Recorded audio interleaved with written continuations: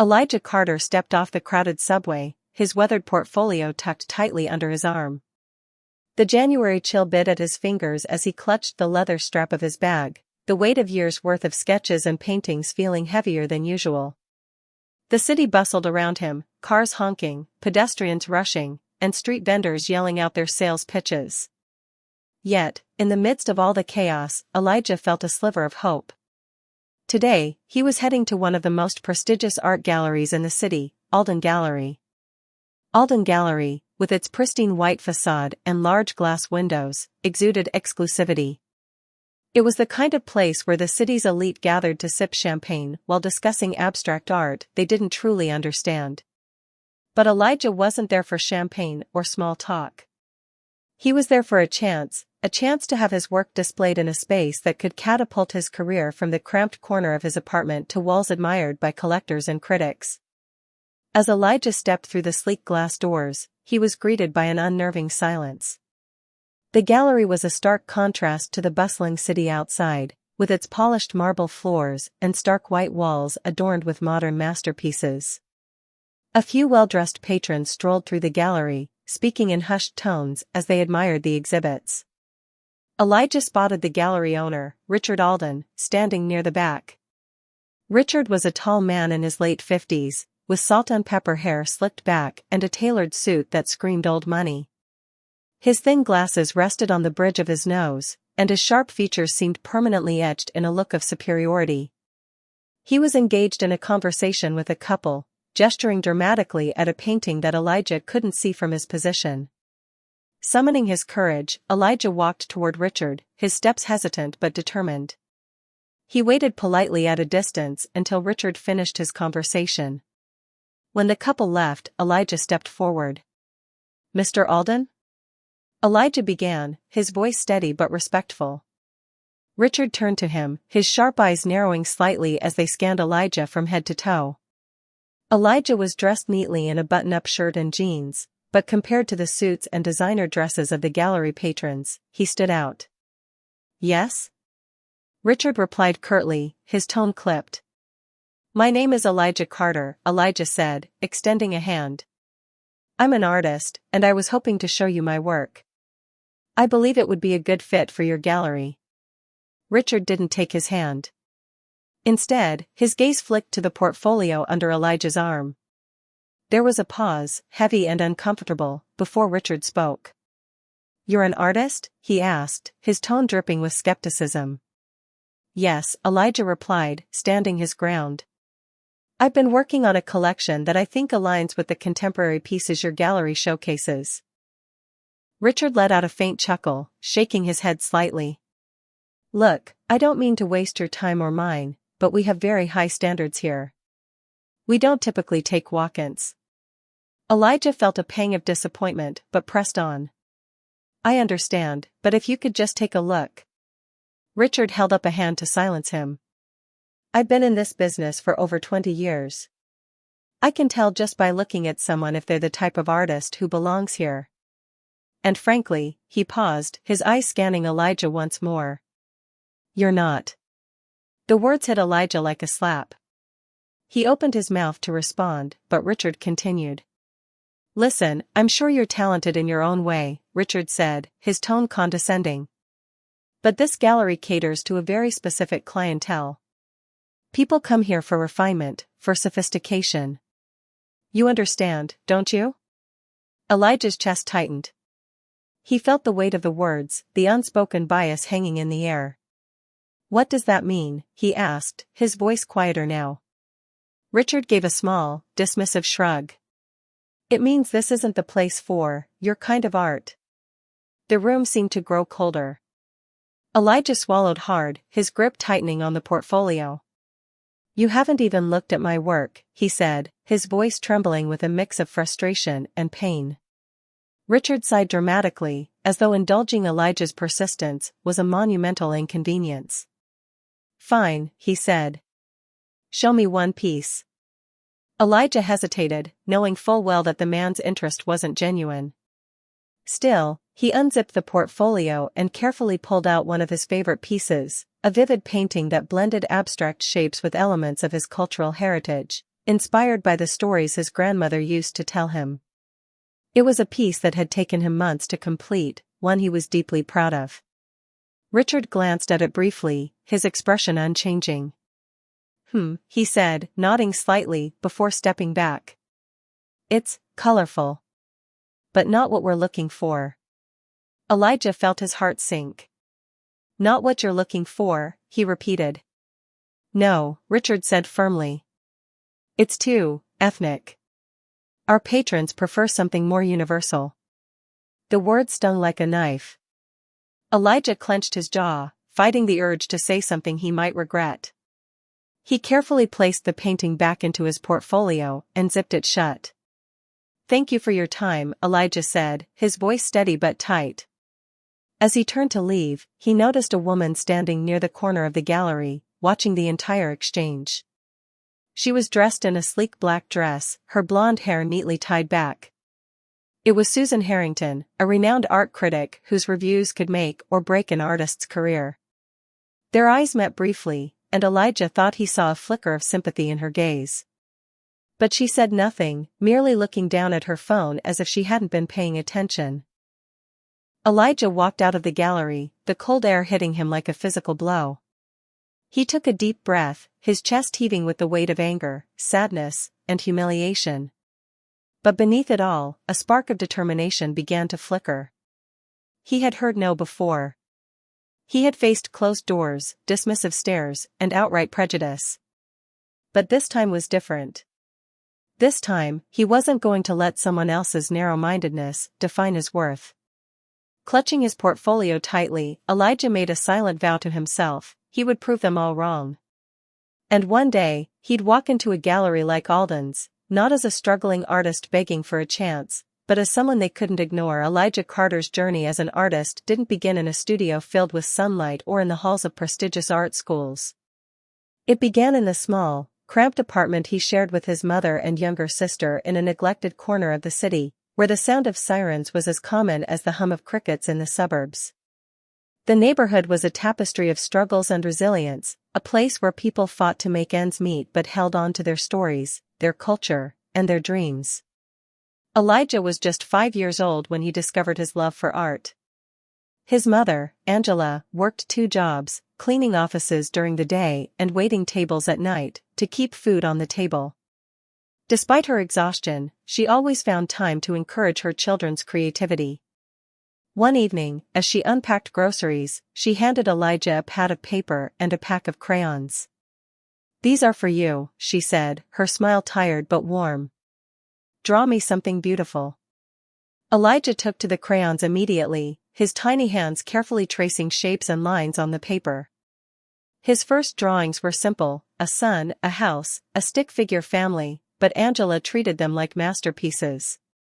She taped each one to the refrigerator, proudly showing them off to anyone who visited. As Elijah grew older, his drawings became more intricate. Inspired by the vibrant murals that adorned the walls of his neighborhood and the stories his grandmother told him about their heritage, Elijah began to experiment with bold colors and patterns. He would sit by the window for hours, sketching the people and scenes he saw outside, the vendor selling tamales on the corner, the kids playing basketball in the street, the old man who fed pigeons every morning. But life in their neighborhood wasn't easy. The schools were underfunded, and art programs were the first to be cut. Elijah's family couldn't afford art supplies, so he made do with what he could find: charcoal from the fireplace, scraps of cardboard, and leftover house paint. His mother, noticing his passion, started bringing home discarded materials from her cleaning jobs, half-used notebooks, dried-up markers, and even old canvases she found in the trash. "Use what you have, baby," Angela would say. "You don't need fancy things to create something beautiful." By the time Elijah was a teenager, his talent was undeniable.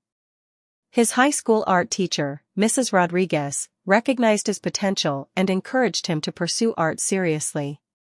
She introduced him to the works of artists like Jean-Michel Basquiat, Jacob Lawrence, and Faith Ringgold, whose creations blended cultural identity with bold, modern styles. Elijah felt a deep connection to their work, realizing that art could be more than just pretty pictures. It could be a voice, a protest, a celebration. However, the path wasn't smooth. His peers often mocked his dreams, calling him weird or soft for spending hours painting instead of playing basketball or hanging out on the streets. Some teachers dismissed his aspirations, suggesting he focus on practical careers instead. And though Angela supported him wholeheartedly, the financial strain on their family meant that Elijah had to juggle part-time jobs to help make ends meet. Despite the challenges, Elijah refused to give up. He worked tirelessly, pouring his emotions into every piece he created. His art became a reflection of his world, the struggles and beauty of his community, the resilience of his people, and the stories that often went unheard. He experimented with mixing traditional African patterns with abstract forms, creating a style that was uniquely his own. Mia's influence. Elijah's big break didn't come from an art dealer or a gallery owner. It came from his best friend, Mia. They had been inseparable since middle school, bonding over their shared love of creativity and their dreams of escaping the limitations of their circumstances. While Elijah focused on painting, Mia had a knack for digital media and social networking. One evening, after Elijah showed her a new piece he had been working on, a vibrant painting that depicted a mother shielding her children from a storm, Mia was floored. "Eli, this is incredible," she said, staring at the painting. "Why aren't you showing this to the world?" Elijah shrugged. "Who's gonna care about my stuff? I'm just some guy from the block." "Are you serious?" Mia replied, her voice firm. "People need to see this. You have a story to tell, and your art is powerful. You just need the right platform." Mia convinced Elijah to let her photograph his work and post it on social media. She created an Instagram account for him, uploading images of his paintings along with captions that explained the stories and inspiration behind each piece. At first, there was little response. Elijah would scroll through the posts, disheartened by the lack of likes and comments. But Mia refused to let him quit.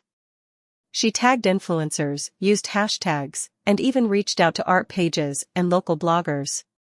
One day, everything changed. Mia posted a video of Elijah working on a large canvas in his tiny living room, the vibrant strokes of paint coming to life under his steady hand.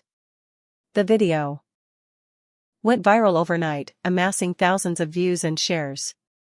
Comments poured in, praising Elijah's talent and originality. The viral phenomenon. Elijah's following grew rapidly. People from all over the world were drawn to his work, captivated by the raw emotion and cultural depth in his paintings. His DMs were flooded with messages, some from fans, others from art collectors and gallery representatives. One day, Elijah received an email that left him speechless. It was from a prominent art collector named Julian Rivers, who expressed interest in purchasing one of his pieces. "I came across your work online," the email read. "Your art speaks volumes. I'd love to feature it in my collection." Elijah's hands trembled as he read the message. It felt surreal. Just weeks ago, he had been struggling to sell small pieces to make rent, and now someone wanted to buy his art for thousands of dollars. The momentum didn't stop there. As more collectors and influencers shared his work, Elijah's reputation grew. His story, a self-taught artist from an underserved community who refused to give up, resonated with people. He became a symbol of resilience and raw talent, proving that greatness could emerge from the most unexpected places. Susan Harrington's review. Among the many people who noticed Elijah's rising star was Susan Harrington, the art critic who had witnessed his humiliating encounter at Alden Gallery. Susan had been deeply moved by Elijah's work and his determination, but she had kept silent that day, unsure of how to intervene without making the situation worse. Now, seeing Elijah's success, Susan decided it was time to use her platform to amplify his voice. She wrote a glowing review of his work for Art Vision, one of the most influential art magazines in the country. Elijah Carter's art is a celebration of culture, resilience, and individuality, the review read. In a world that often tries to silence voices like his, Elijah's paintings shout loudly and unapologetically, demanding to be seen and heard. He is a force to be reckoned with in the contemporary art scene. The article sent shockwaves through the art world. Elijah's Instagram following skyrocketed, and he began receiving invitations to showcase his work in prestigious galleries across the country. A new chapter begins. With each new opportunity, Elijah felt a mix of gratitude and disbelief. The boy who had once sketched on scraps of cardboard now stood on the brink of a career he had only dreamed of. Yet, he remained humble, never forgetting where he came from or the people who had supported him along the way. As Elijah prepared for his first major exhibition, he couldn't help but think back to the day at Alden Gallery. The memory of Richard Alden's dismissal still stung, but it no longer defined him. Elijah had found his worth, not through the validation of gatekeepers, but through the love of his community and the power of his own voice. And this was just the beginning. The turning point. The grand opening of Elijah Carter's debut solo exhibition in New York City was nothing short of a spectacle. The event was held at the prestigious Aurora Art Gallery, a sprawling venue known for showcasing the work of groundbreaking contemporary artists. Its high vaulted ceilings and sleek white walls had been transformed into a vivid celebration of Elijah's journey. Each painting was carefully hung, spotlit to perfection, allowing every brushstroke to tell its story to the eager crowd. The buzz surrounding Elijah's exhibition had reached fever pitch. Prominent art collectors, journalists, social media influencers, and celebrities flooded the venue. Cameramen from major news outlets hovered near the entrance, capturing every glamorous arrival. Elijah, dressed in a tailored dark green suit, stood in the center of it all, shaking hands, smiling for photos, and answering questions about his art. The exhibition was titled The Voices of Us, a deeply personal collection that showcased his signature blend of bold colors, cultural patterns, and abstract forms. Each piece told a story of resilience, identity, and hope, drawing from Elijah's life experiences and the untold narratives of his community. From a painting of a mother shielding her children during a storm to a sprawling mural-like piece celebrating the beauty of African heritage, every work resonated with the crowd. Some stood silent, moved to tears by the sheer emotion in the paintings, others whispered excitedly about the undeniable talent behind the brush. The arrival of Richard Alden. Among the crowd was Richard Alden, the owner of Alden Gallery. Richard had arrived with the intent of scouting for fresh talent. His gallery had been struggling in recent months, and he was desperate to find artists who could breathe new life into his business. Although he wasn't familiar with Elijah Carter's name, the buzz around the exhibition had piqued his curiosity. He had no idea that the event he was attending was for the same artist he had dismissed so arrogantly just months earlier. Richard entered the gallery, his usual air of superiority intact. Dressed in a tailored suit and clutching a leather-bound notebook, he began weaving through the crowd, glancing at the paintings with mild interest. At first, he didn't pay much attention to the name of the artist. His focus was on assessing the reactions of the attendees and gauging whether the work was worth investigating further.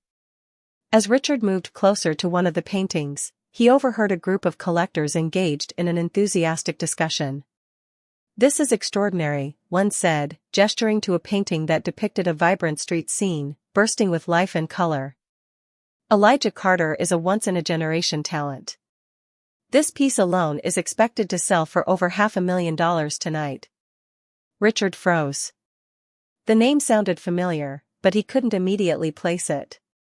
His brow furrowed as he studied the piece more closely, realizing the depth and complexity of the work. The boldness of the colors, the cultural richness, it was unlike anything he had seen before. "Elijah Carter," he murmured, his mind racing. Then it hit him. The young man he had dismissed at his gallery. The artist he had arrogantly told wasn't the right fit. His stomach twisted as the realization dawned. Facing the star of the event.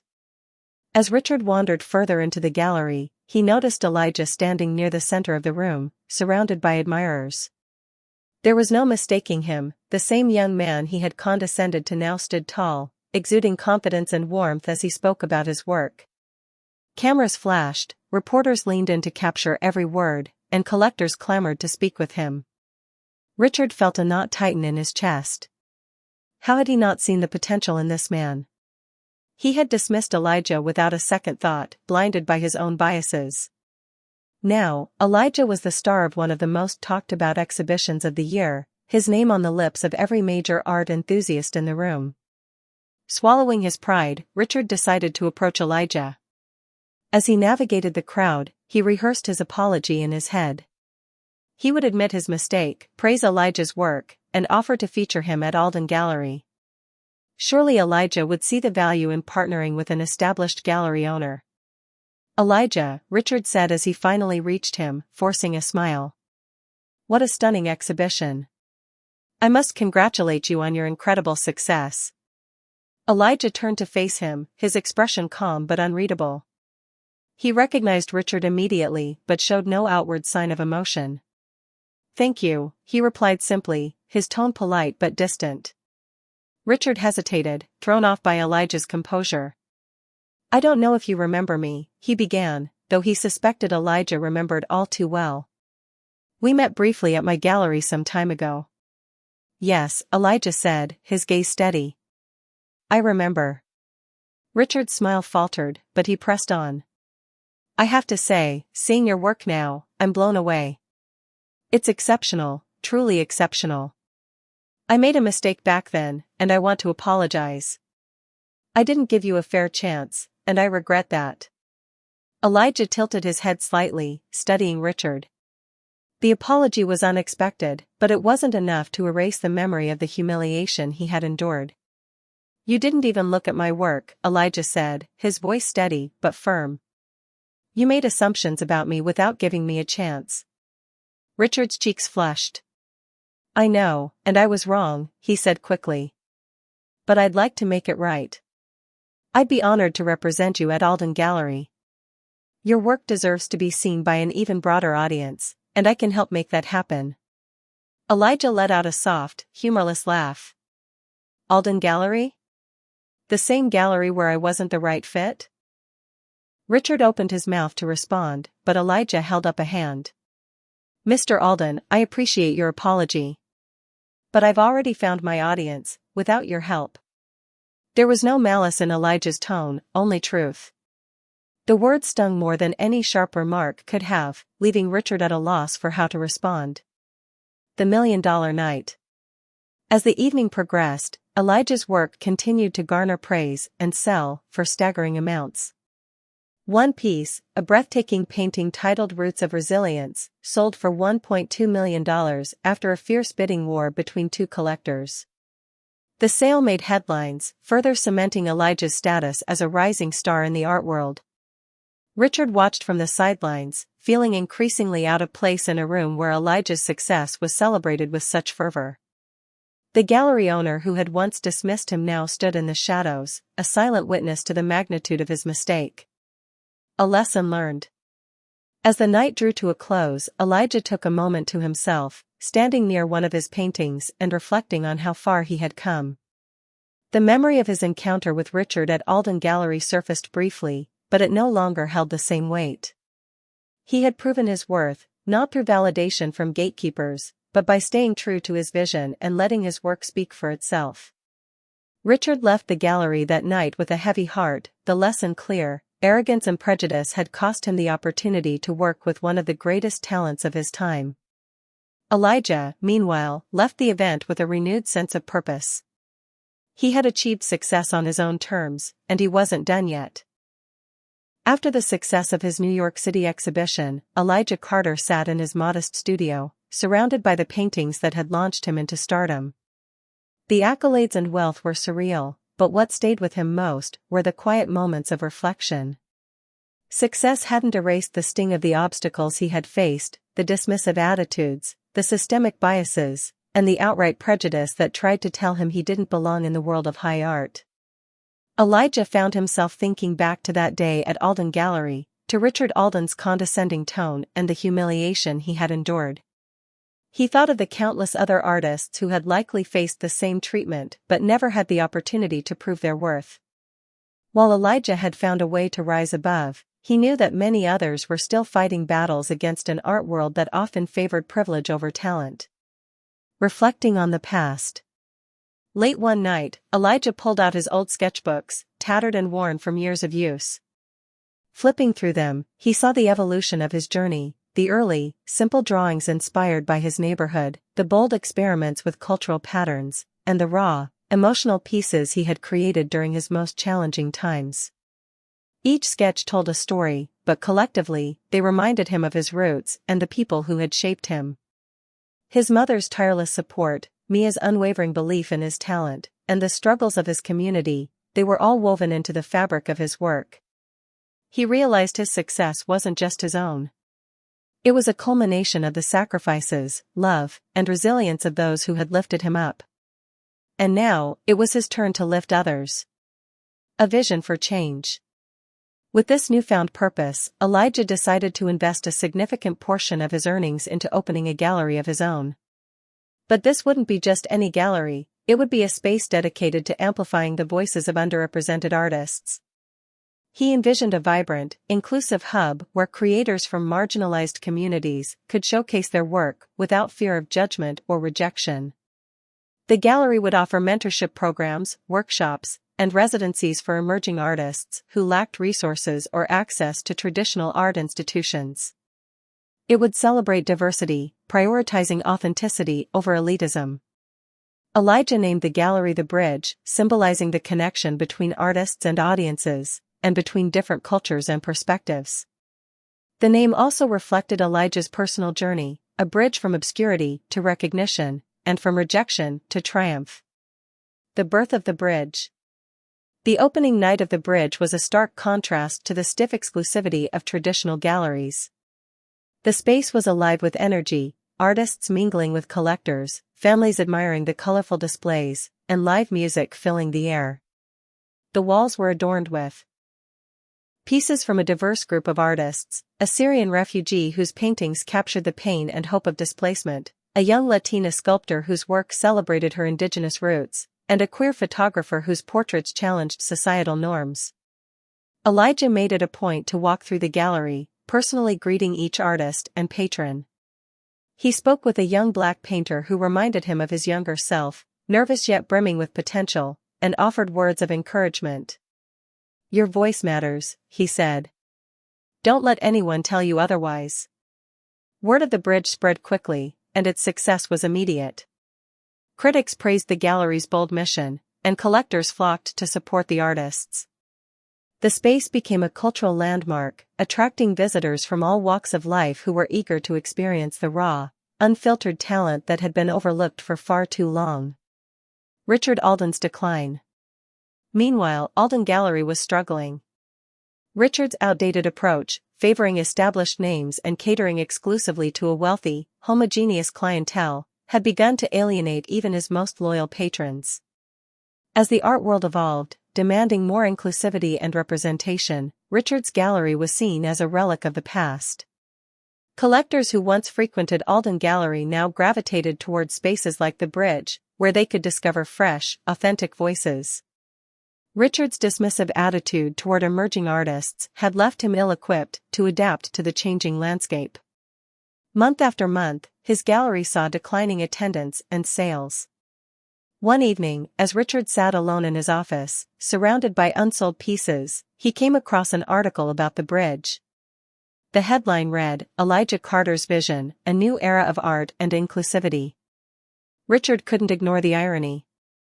The young artist he had once dismissed as not the right fit was now leading a movement that threatened to leave him behind.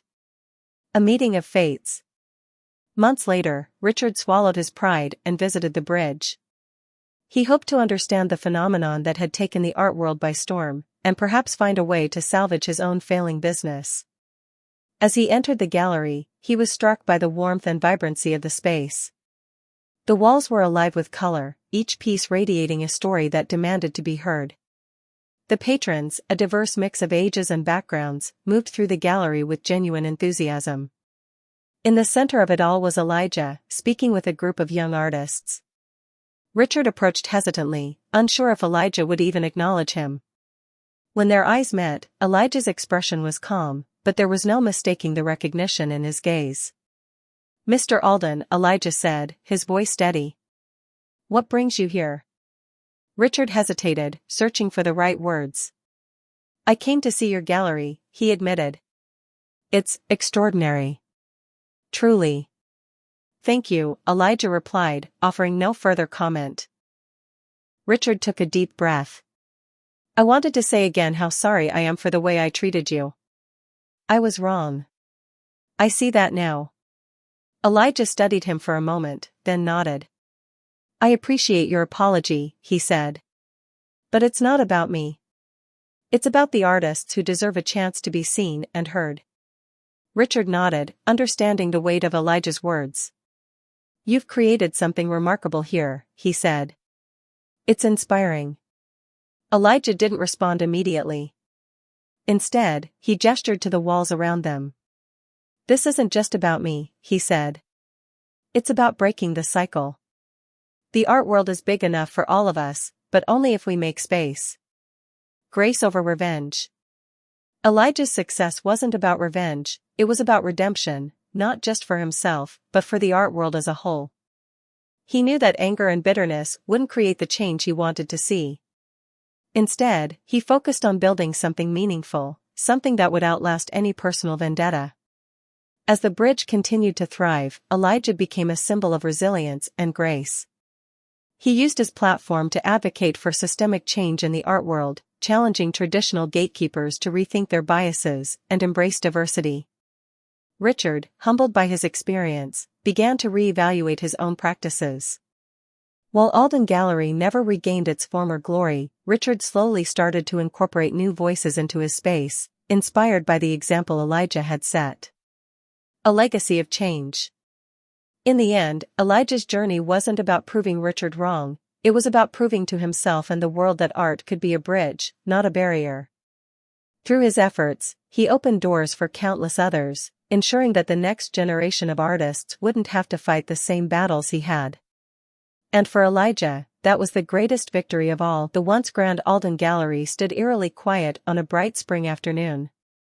Where there had once been the hum of elite patrons and the clinking of champagne glasses, now there was only silence. The gallery's walls, once filled with carefully curated works from renowned artists, were now barren, their white paint yellowing slightly under the flickering fluorescent lights. Richard Alden sat alone in his office, the weight of failure pressing down on him. Stacks of unpaid bills cluttered his desk, and the once pristine ledger now showed months of financial decline. The art world had moved on, embracing the fresh, diverse talent championed by spaces like the Bridge. Meanwhile, Alden Gallery's rigid exclusivity had rendered it irrelevant in a rapidly evolving industry. Richard's pride had kept him afloat longer than his finances could support, but now even that was slipping away. He had no choice but to put the gallery up for sale. It was a decision that felt like an admission of defeat, a final acknowledgement that he had failed to adapt, failed to see the future when it was right in front of him. An unexpected buyer. A week later, Richard sat across from a real estate agent in the gallery's empty showroom. The agent flipped through paperwork, listing potential buyers who had expressed interest. Most were developers who planned to turn the space into a high-end boutique or a restaurant. The thought of his gallery being reduced to a commercial property twisted Richard's stomach, but he had little choice. Then, the agent mentioned a new name. There's also been interest from Elijah Carter. Richard froze, his breath catching in his throat. Elijah Carter? The artist? The agent nodded. Yes. He's expressed interest in purchasing the gallery. Apparently, he has some big plans for it. Richard didn't know how to feel. The memory of Elijah standing in his gallery months ago, dismissed and humiliated, came rushing back. That same man was now in a position to buy the very space where he had been told he didn't belong. It was a bitter pill to swallow, but Richard couldn't deny the poetic irony of the situation. The transformation. Elijah's purchase of Alden Gallery wasn't a decision he made lightly. When he learned the space was up for sale, he saw an opportunity to create something meaningful. The location was iconic, and while its history carried a weight of exclusion and elitism, Elijah believed it could be transformed into a beacon of inclusivity and hope. Within weeks of finalizing the sale, Elijah began the renovation process. The sterile white walls were repainted in warm, inviting tones. The gallery was restructured to include multipurpose spaces, an intimate performance area for live music, a workshop studio for emerging artists, and a reading corner stocked with books on art history and culture. The space was no longer just a gallery, it was a community hub. Elijah renamed the gallery Angela's Place, in honor of his late mother, whose unwavering belief in his talent had carried him through his darkest moments. The new name was etched into a sleek brass plaque that hung by the entrance, a quiet but powerful tribute. Richard's return. As news of the transformation spread, Richard watched from the sidelines, his emotions a tumultuous mix of regret, admiration, and desperation. He had lost his gallery, his reputation, and much of his self-respect. With no other options, he decided to swallow his pride and approach Elijah for a job. On a crisp autumn morning, Richard walked into Angela's Place for the first time since it had changed hands. The space was unrecognizable. Where there had once been cold, impersonal displays, now there were vibrant works from artists of all backgrounds. The air buzzed with life, students sketching in the corner, visitors discussing the pieces with excitement, and staff bustling around with genuine passion for the space. Richard found Elijah in one of the smaller galleries, speaking to a group of students about a striking piece by a young Haitian painter. When their eyes met, Elijah's expression was unreadable, but he excused himself from the group and walked over. "Mr. Alden," Elijah said, his tone neutral. "What brings you here?" Richard hesitated, his carefully rehearsed words suddenly feeling inadequate. "I wanted to see what you've done with the place," he said, glancing around. "It's remarkable." "Thank you," Elijah replied, waiting for him to continue. Richard took a deep breath. "I'm here because I need work," he admitted. "I know I have no right to ask after everything, but I'm willing to do whatever it takes. I've spent my entire life in the art world, and I'd like to think I still have something to offer." Elijah regarded him for a moment, his expression thoughtful. "You're asking me for a job," he said, more as a statement than a question. "Yes," Richard said, his voice quieter now. "I know I don't deserve it, but I'm asking anyway." A lesson in humility. Elijah considered his response carefully. He could have turned Richard away, citing the years of gatekeeping and condescension that had defined his career. But Elijah wasn't interested in revenge. His mission had always been about building bridges, not burning them. "I'll offer you a position," Elijah said finally. "But not in management." Richard nodded quickly. "Of course. I'll take whatever you're willing to offer." "You'll work as a docent," Elijah continued. "Your role will be to educate visitors about the art and the artists. You'll learn their stories, their struggles, and their triumphs. And you'll share that with others." Richard blinked, taken aback. A docent? It wasn't the prestigious role he had envisioned, but he understood the deeper meaning behind the offer. This was a chance to truly engage with the art and the people he had once overlooked. "I'll take it," he said quietly. "Thank you." A hopeful ending. In the months that followed, Richard embraced his new role at Angela's Place.